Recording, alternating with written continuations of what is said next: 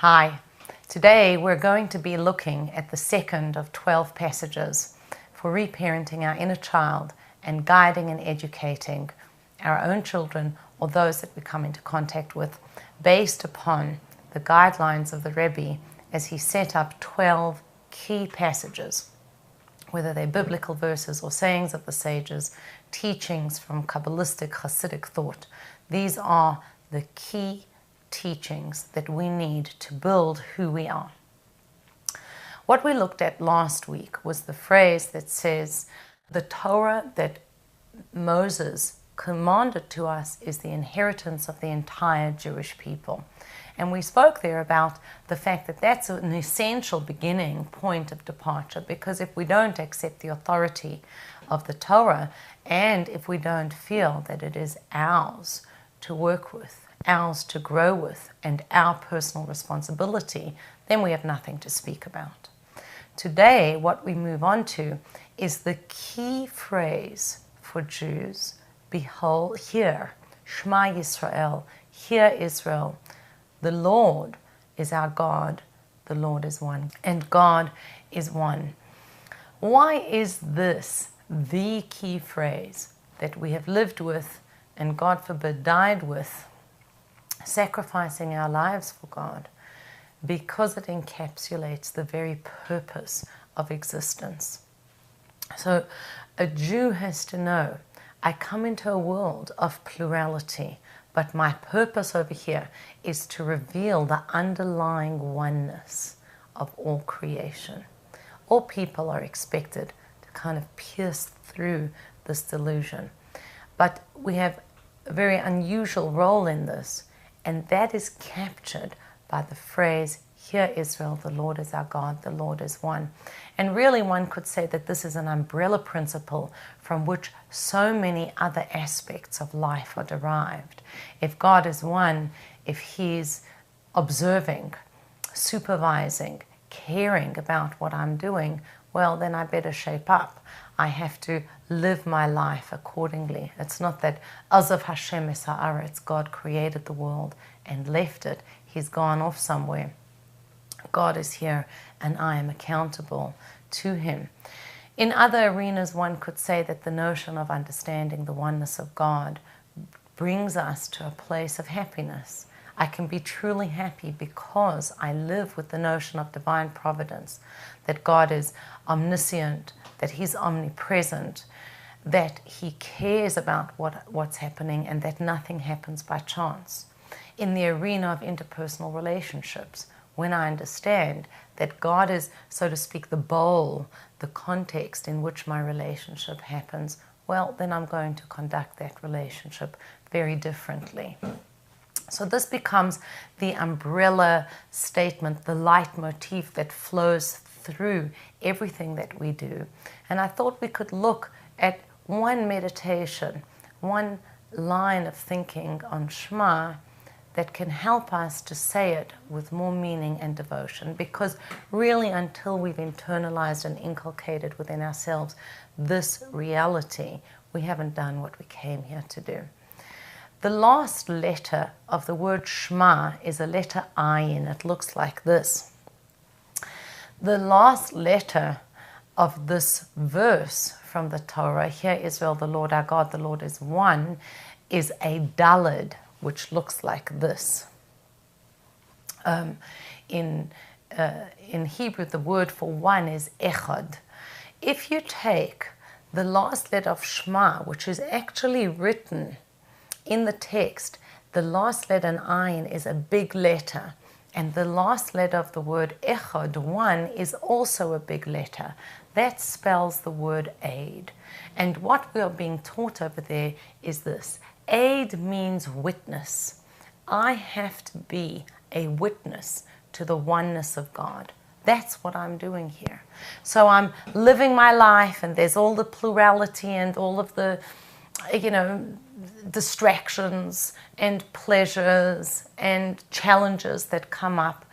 Constantly, I have to be a witness to the fact that all of these myriad details of creation are really subsumed in one greater whole.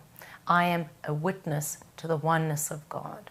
And one of the ways I can come to that is through thinking about the word Shema, which means hear. That word in Hebrew is made up of 3 letters, which are called Shin, Mem, and Ayin. And they stand for a Hebrew phrase, Sa'u Marom Einechem. Raise your eyes heavenward. Now, if you notice, that is speaking about vision, sight. Look, raise your eyes up to the heavens. And that means, at a physical level, I have to just look at the world around me. Look up to the heavens, how vast they are, and I will gain an appreciation of the Creator. You know, I went to Australia a number of years ago, and I was worried about jet lag. People said to me, well, try and drink as much water as you can. When you leave your destination, set your clock. When you leave your point of departure, set your watch to your destination time. And lastly, meditate when you are on the plane. I had heard that when the Rebbe's emissary, Rabbi Groner, went to Australia, this is what someone told me, the Rebbe told him, it's a very long journey from here to Australia. There's plenty of time to throw your negative inclination out into the ocean. And I really meditated on this and thought about it. And I took discourses with me to study and contemplate on that journey about Shema, lifting one's eyes heavenward and being surrounded. It's a really watery planet. It was a most remarkable experience to spend time. It was like almost 2 days of traveling with my layover, just focused and then up in those heavens looking at God's world. Magnificent. And we have access to that sitting wherever we are. Just raise our eyes heavenward. Gives us a sense of the vastness of our Creator and the kindness, how beneficent God is to us in giving us all of that goodness.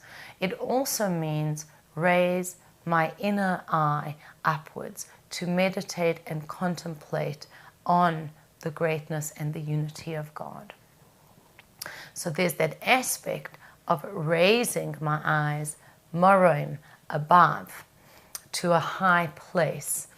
And at the same time, I have to be listening. The word Shema actually means hear. So it's about an inner vision, thinking about the things that I see, but an inner kind of hearing. I have to internalize that.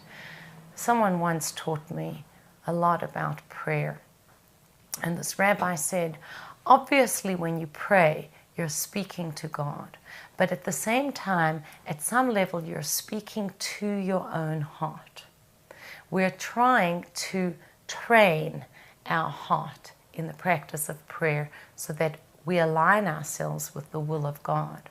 So sometimes I will say Shema with more of a focus above. Sometimes I feel like I'm talking to myself, just trying to convince myself of this reality. Wake up from your delusion. This is the reality. There is no true existence other than God Himself.